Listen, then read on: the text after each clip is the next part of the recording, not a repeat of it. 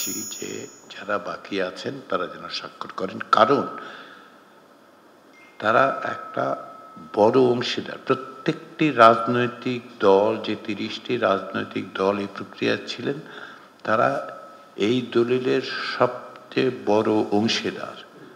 কারণ তাদের আলাপ আলোচনা, পরামর্শ, তাদের প্রস্তাব, সেগুলোকে সংশোধন, সংযোজন, বিয়োজন, পরিবর্ধন, পরিমার্জনের মধ্য দিয়ে এই দলিল তৈরি হয়েছে। এই দলিল কোনো কমিশনের একক দলিল নয়, এটা সকলের সম্মিলিত প্রচেষ্টার রাজনৈতিক অঙ্গীকারপত্র।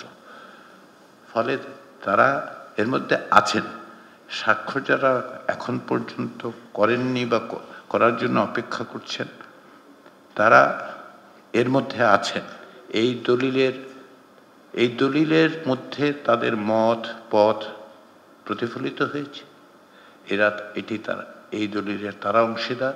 যে কারণে আমি গোড়াতেই বলেছি গণফোরামকে ধন্যবাদ, কারণ গোটা প্রক্রিয়ার সঙ্গে গণফোরাম যুক্ত ছিল এবং অন্যান্য সমস্ত রাজনৈতিক দল যুক্ত ছিল।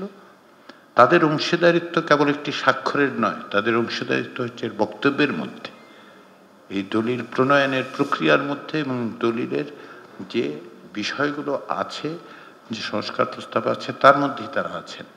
তারপরেও আমাদের অনুরোধ, আমাদের আহ্বান, আসুন আমরা সকলেই স্বাক্ষর করি, যেন আমরা কেবল এই দলিলটিকে পূর্ণাঙ্গই করে তুলতে পারি না, এটা বাস্তবায়নের ক্ষেত্রেও আমরা অগ্রসর হতে পারি। সবাইকে কমিশনের পক্ষ থেকে ধন্যবাদ।